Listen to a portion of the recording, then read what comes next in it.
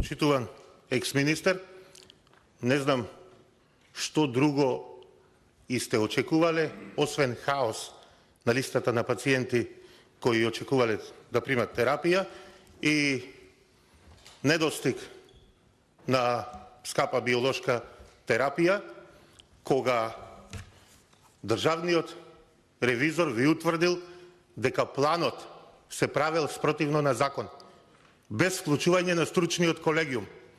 Овде немало тело кое треба да го прави планот, било прескокнато и се било оставено во рацете на директорот Нино Васев.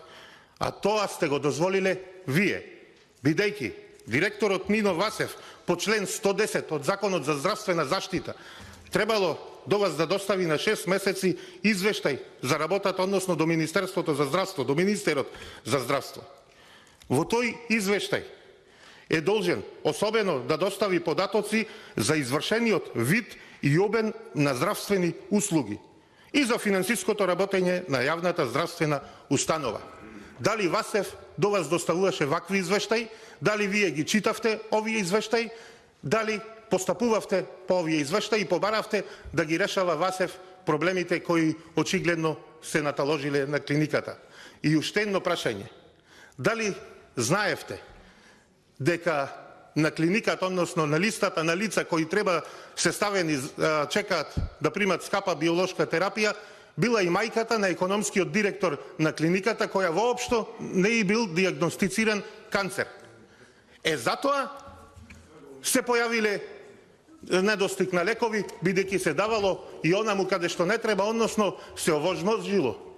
Ако се точни наводите дека покрај другите злоупотреби, наместо цитостатици се давал физиолошки раствор, а лековите се продавале на црниот пазар и во Косово, тогаш тоа е причината зошто се појавил во хаос во издавањето, препишувањето, начинот на избор и видот и обем на лекови, за кои е одобрен условен буџет, нивна набавка и аплицирање на терапијата на пациентите.